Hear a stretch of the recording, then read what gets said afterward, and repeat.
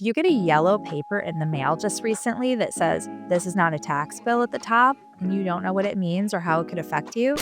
My name is Jan Dijkers, and I'm a Detroit realtor with Berkshire Hathaway Home Services, the Loft Warehouse. I have learned to navigate the complicated and confusing property tax system. So I am having an informational event on Saturday, February 8th, and you are invited.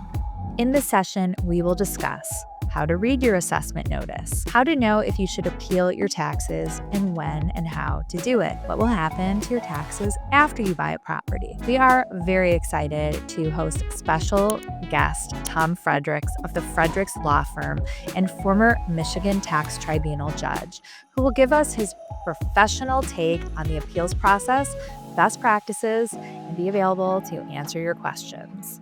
So bring your tax bill or your assessment notice if you have any specific questions that you want our help with. The event is Saturday, February 8th, starting at noon and ending about 3 p.m. Space is limited, so you must RSVP to secure your seat for this educational and informative event. I hope to see you there.